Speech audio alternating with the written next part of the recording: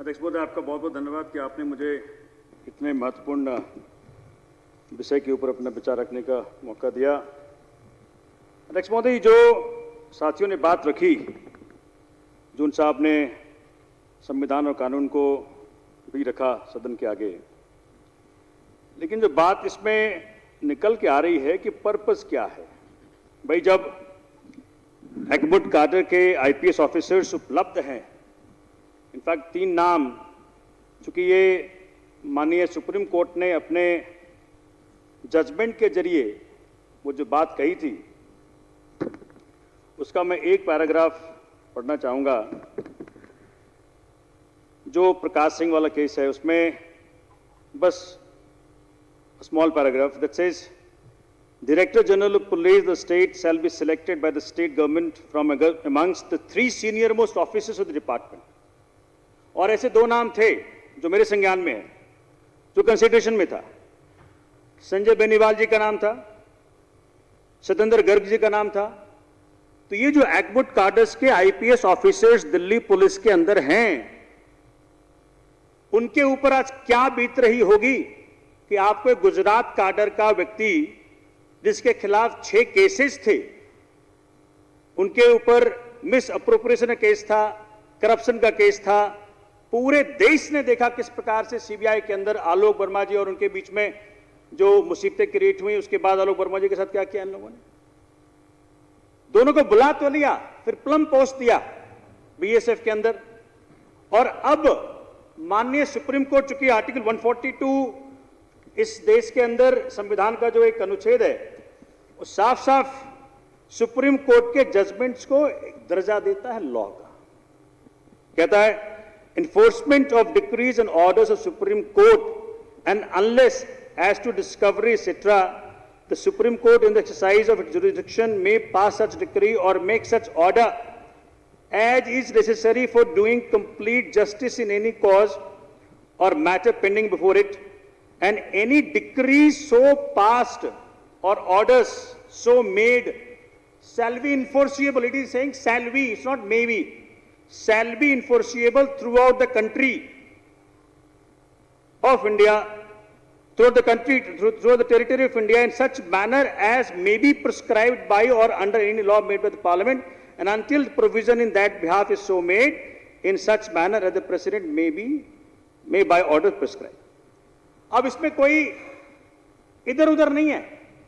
इसके तहत जो कुछ भी सुप्रीम कोर्ट ने कह दिया, वो कानून बन गया। अब इस कानून के वायलेशन में, अभी पीछे जब सीबीआई डायरेक्टर के अपॉइंटमेंट की बात चल रही थी, उस कमेटी के हिस्सा थे। मैं बड़ा शुक्रगुजार हूं उनका और उनका धन्यवाद करता हूं। ये सदन धन्यवाद करता है उनका। जस्टिस रमन्ना ने जिस प्रकार से ये बात कही, जो हमने मीडिया में पढ़ा, कि अस्थाना जी के पास 6 महीने का वक्त नहीं है, कम से कम 6 महीना होना चाहिए अगर किसी व्यक्ति को आप सीबीआई डायरेक्टर बनाते हैं। और ये उल्लेख दिया सुप्रीम कोर्ट के जजमेंट का। तो मुझे समझ में नहीं आ रहा कि भाई, इस देश के न्यायालय व्यवस्था का सुप्रीम व्यक्ति ने कह दिया ये व्यक्ति सीबीआई डायरेक्टर नहीं बन सकता, तो आपने किस प्रकार से रिटायरमेंट के 3 दिन पहले एक्सटेंशन देकर के, माननीय प्रधानमंत्री ने खुद, ये माननीय प्रधानमंत्री का फैसला है, ये मोदी जी ने फैसला लिया कि जी गुजरात कैडर का व्यक्ति, चूंकि कैडर का वो ट्रांसफर होना था और यूपीएससी के पास जानी होती है as per the law of the land, UPSC को स्टेट गवर्नमेंट और यहां पे केंद्र सरकार को 3 महीने पहले वो नाम देने होते हैं, और यूपीएससी उसमें पूरी जांच परख करती है कि क्या क्वालिफिकेशन है, कोई केसेस तो नहीं है पीछे, सब कुछ का होता है। जब तक यूपीएससी क्लियरेंस नहीं देती, तब तक उस व्यक्ति का कंसिडरेशन नहीं करेगा स्टेट गवर्नमेंट और यहां पे केंद्र सरकार। तो ना तो यहां पे यूपीएससी के पास कोई लिस्ट दी गई तो बताएं, और ना यूपीएससी कोई रिकमेंडेशन आया। तो होता ही है अध्यक्ष महोदय कि जो कुछ देश में चल रहा है, ये देखिए, अगर आपने मुखिया चेंज कर दिया, जो मुखिया है, मुखिया का जो कैरेक्टर है वही नीचे तक आएगा। अगर इस देश के मुखिया माननीय मोदी जी गृह मंत्री माननीय अमित शाह जी, इनका पीछे पास्ट देखें, इनका एंटीसीडेंट क्या रहा है, इनका पास्ट क्या रहा है। कहते हैं कि वो अमित शाह जी खुद ही वो तड़ीपार थे, तो तड़ीपार व्यक्ति किसका नाम रिकमेंड करेगा? इस देश का दुर्भाग्य है कि ऐसे व्यक्ति का नाम रिकमेंड किया जिसका पूरा पास्ट रहा है। कहते हैं कि 20 करोड़ रुपया भाजपा को, मेरे पास अखबार कटिंग है, 20 करोड़ रुपया एज ए सूरत कमिश्नर इस जेंटलमैन ने, राकेश थाना जी ने भाजपा को डोनेट किया। अब इससे बड़ी बात क्या हो सकती है स्टैब्लिश करने के लिए कि भाई कहां बाइस्ड होगा ये, किसके लिए काम करेगा ये, दिल्ली में क्या करने आया ये व्यक्ति? अध्यक्ष महोदय, जो लास्ट जैन साहब ने गोवा में वो काम किया है उससे बहुत दुखी है। भाजपा के मंत्री ने गोवा में एक्सेप्ट कर लिया कि भाई आम आदमी पार्टी का जो पावर मॉडल है वो हम इंप्लीमेंट नहीं कर सकते। जो आम आदमी पार्टी की एक्सपेंशन जो हो रही है, हर तरफ एक्सेप्टेंस हो रहा है हर तरफ, जैन साहब ने मुस्कुरा करके सारी बात कह दी गोवा में। अब गोवा के जरिए पूरे हिंदुस्तान में ये बात पहुंच रही है कि भाई अगर पावर आपको सस्ता और मुफ्त का लेना है, अगर जनता का टैक्स का पैसा सही मायने में लगना है, तो आम आदमी पार्टी के पास मॉडल है। अब हो ये रहा है कि इस व्यक्ति को इसीलिए लाया गया अध्यक्ष महोदय कि ये व्यक्ति दिल्ली के अंदर आम आदमी पार्टी के विधायकों को, पार्षदों को, नेताओं को, मंत्रियों को, मुख्यमंत्री को बहुत तंग करे। लेकिन बता दूं, मेरे ऊपर कई केस हुए। अभी एम्स वाले केस में इन्होंने जेल ही भेज दिया मुझे, पर शुक्र है इस देश के अंदर न्याय व्यवस्था है। तो ये भाजपा जान ले, ये आम आदमी पार्टी का जो डीएनए जो है ना, वो केजरीवाल जी से आता है। आपका मुखिया मोदी, आपका मुखिया अमित शाह, हमारा मुखिया केजरीवाल। तो केजरीवाल जी का जो मॉडल हम पर आता है, तो जैसे हमारे नेता हैं वैसे हम सारे हैं। आप कुछ भी कर लो, हिंदुस्तान की राजनीति के अंदर जो आगमन केजरीवाल जी का हुआ है, वही इस देश का उपकार और उद्धार कर सकता है अध्यक्ष महोदय।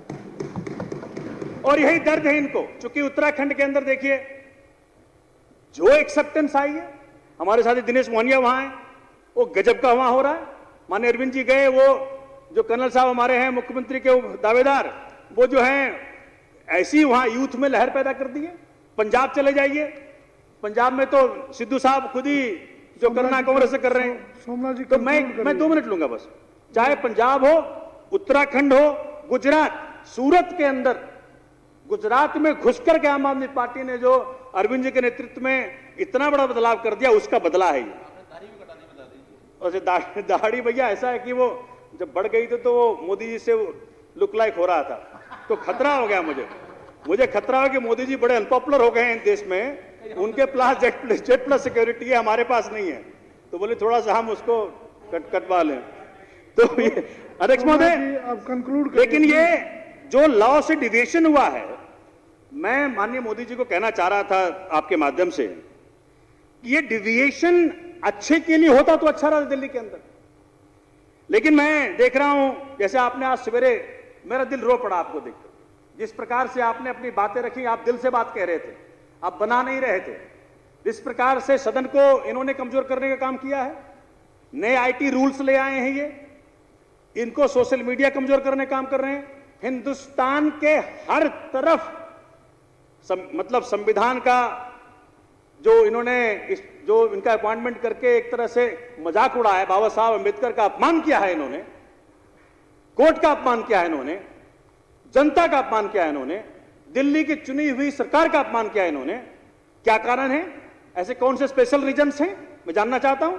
जिस व्यक्ति के खिलाफ सीबीआई ने खुद ही केस कर दिया हो, ऐसा क्या खास है इस व्यक्ति में? एक ही चीज खास है, ये आम आदमी पार्टी के ग्रोथ रेट से बहुत ही दुखी हैं। इस प्रकार से दुखी हैं क्योंकि हर तरफ, हर राज्य में अरविंद जी चले गए, 300 यूनिट मुफ्त, 300 यूनिट मुफ्त, 300 यूनिट मुफ्त। वहां की सरकारों को समझ में नहीं रहे कि क्या करें इस बात का। सिलाई चली गई कहते कहते कि भाई केजरीवाल जी कैसे दे रहे हैं ये पावर मुफ्त में। तो मैं कह रहा हूं, ये सिर्फ एक ही काम के लिए लाया गया है इनको कि केजरीवाल जी के अंतर्गत जो सरकार चल रही है उसको कैसे कमजोर कर रहे हैं। एक मैं अटल जी का स्टेटमेंट देख रहा था, आप कंक्लूड करिए। बस कंक्लूड कर रहा हूं। बड़े प्यार की की, सीमा- जैसा समय की हमारे सीमा। साथियों ने भी कहा, ये आपने आज भी कहा, अपने अपने अपने चेहरे से कहा कि सरकारें आएंगी जाएंगी, पार्टियां बनेंगी मिटेंगी, लेकिन ये देश रहेगा अध्यक्ष महोदय, ये देश रहेगा और लोकतंत्र रहेगा। तो लोकतंत्र और देश को बचाने के लिए जो आम आदमी पार्टी का कमिटमेंट है, राकेश अस्थाना जी के अपॉइंटमेंट से ये बढ़ेगा, ये घटेगा नहीं। भाजपा इस बात को जान ले अध्यक्ष महोदय। मैं जो संजीव भाई ने रिजोल्यूशन मूव किया है उसके समर्थन में खड़ा हुआ हूं और ये कहना चाहता हूं एक दो लाइन के माध्यम से। एक शेख चिल्ली नाम का हमारे यहां जोक्स में चलता है, तो एक व्यक्ति ने कहा कि भाई बीवी मर गई, शेख चिल्ली तुम्हारी बीवी मर गई, और रोने लगा। बोला भाई तुम क्यों रो रहे हो, तुम तो जिंदा हो। बोला मेरे जिंदा रहने से क्या होता है, जब मेरी मां भी विधवा हुई तो तब भी मैं जिंदा था, जब मेरी फुआ विधवा हुई तब भी मैं जिंदा था। अगर मेरी बीवी मर गई, विधवा हो गई, तो मेरे जिंदा रहने से कुछ नहीं होता। इस प्रकार का हरकत भाजपा कर रही है, इनको कोई फर्क नहीं पड़ता, ऊल जलूल बातें हो रहा है देश में। कुछ भी कह दें पुलिस का डर, कुछ भी कह दें आपके राइट्स को हनन कर लेंगे ये, तो ये लोकतंत्र को कमजोर करने का जो काम किया सोमनाथ जी है धन्यवाद। भाजपा सोमनाथ ने, जी, प्लीज धन्यवाद। उसके लिए सोमनाथ उसके जी। खिलाफ मैं खड़ा हूं। और संजीव भाई का जो प्रपोजल है, जो उन्होंने जो मूव किया है आज आपके आगे, सदन के आगे, उसका साथ खड़ा हूं। आपका बहुत बहुत धन्यवाद। बहुत बहुत धन्यवाद।